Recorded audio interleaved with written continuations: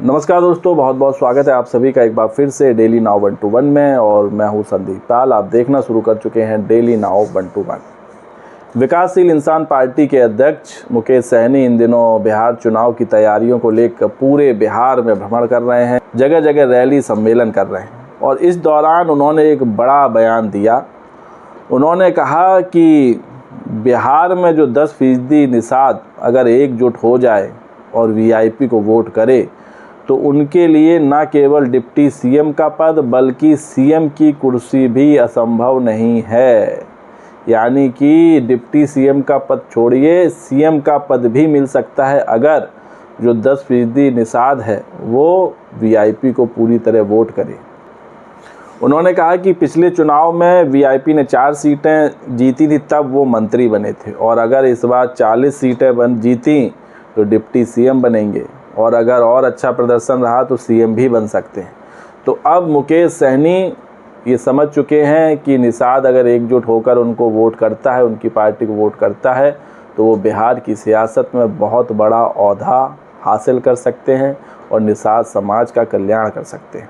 इसके साथ ही उनके निशाने पर रही बीजेपी, और मुकेश सहनी ने कहा कि बीजेपी ने साजिश रची है, क्योंकि उन्हें लगा कि मुकेश सहनी कल 40 सीटें जीत सकते हैं और अगले दिन 125 और वो सीएम बन जाएंगे। इसलिए उन्होंने मेरी पार्टी के 4 विधायकों को खरीद लिया।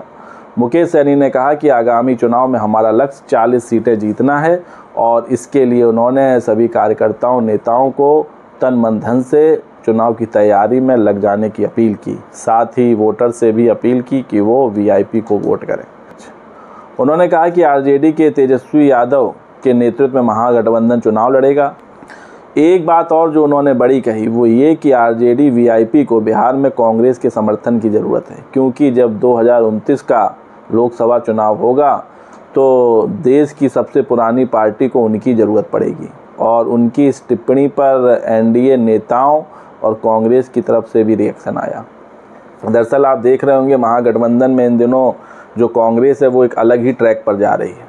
फिर चाहे सीएम फेस की बात हो, सीट बंटवारे की बात हो, वो अड़ी हुई है ना। वो तेजस्वी को अभी सीएम फेस घोषित कर रही है, और उसका कहना है कि जब चुनाव परिणाम आएंगे तब डिसाइड किया जाएगा। वहीं जो सीटें हैं उस पर भी अड़ी हुई कि भाई सीटों से कोई कंप्रोमाइज़ किया नहीं जाएगा, 70 सीटों की डिमांड की जा रही है।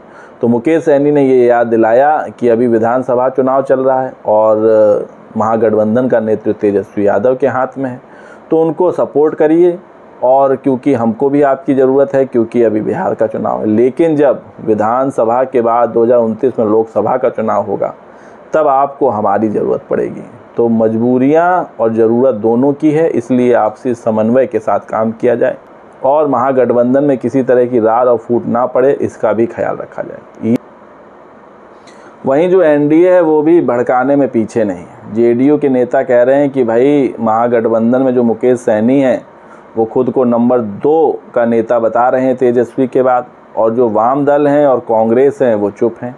तो क्या कांग्रेस और वाम दल इस पर कुछ प्रतिक्रिया नहीं देंगे, क्योंकि वो डिप्टी सीएम की कुर्सी का ऐलान पहले ही कर चुके हैं कि अगर महागठबंधन की सरकार बनी तो उनकी पार्टी से डिप्टी सीएम रहेंगे, तेजस्वी सीएम रहेंगे।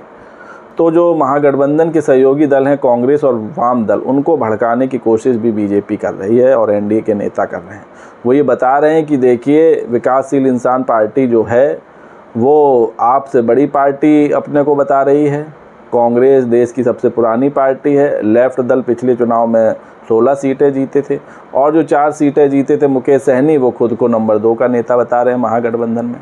तो फूट डालने की कोशिश की जा रही है। हालांकि अब ये कांग्रेस और वाम दलों को समझना होगा, क्योंकि जो मुकेश सहनी हैं वो बिहार में इन दिनों किंग मेकर की भूमिका में, इसीलिए आपने देखा होगा एनडीए उनको अपने पाले में लेने के लिए हर कोशिश कर रही है।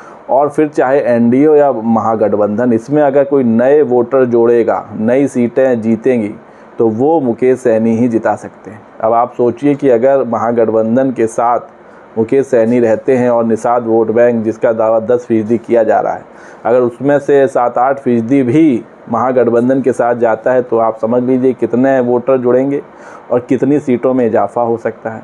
और अगर यही काम वो एनडीए के लिए करेंगे तो उनको कितना हो सकता है। तो इसलिए मुकेश सहनी के नाम को लेकर महागठबंधन में फूट डालने की कोशिश की जा रही है। वहीं जो सीटों का मसला है, उस मसले पर लेफ़्ट कह चुका है कि भाई स्ट्राइक रेट के हिसाब से सीटें बांटी जाएं, जो पिछले चुनाव में जितनी सीटें जीता हो, वो जिसका जितना स्ट्राइक रेट रहा हो उस हिसाब से सीटें बटें। तो पिछली बार तो एनडीए में थे मुकेश सहनी, लेकिन इस बार वो महागठबंधन में, और महागठबंधन भी उनकी अहमियत समझता है, ख़ास तौर से तेजस्वी यादव। भले ही कांग्रेस और वाम दल नहीं समझते हों, लेकिन तेजस्वी यादव समझते हैं। इसीलिए आपको याद होगा लोकसभा चुनाव में भी उन्होंने मुकेश सहनी के साथ एक ही हेलीकॉप्टर में बैठकर चुनाव प्रचार किया था। तो इस बार भी दोनों की जोड़ी बनी हुई है। तो ये तो तय है कि इस बार मुकेश सहनी को 25 से 30 सीटें तो मिलेंगी, क्योंकि इसके लिए वो डिज़र्व भी करते हैं।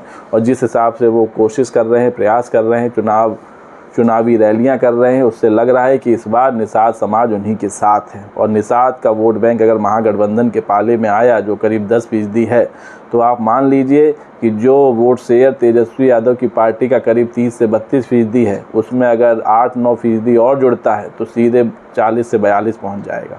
और वाम दल और कांग्रेस भी अगर कुछ वोट शेयर लाते हैं और उनका भी अच्छा वोट शेयर मिलता है, तो फिर महागठबंधन की सरकार बनने से कोई रोक नहीं सकता। इसीलिए मुकेश सहनी डिप्टी सीएम से सीएम की बात भी कह रहे हैं।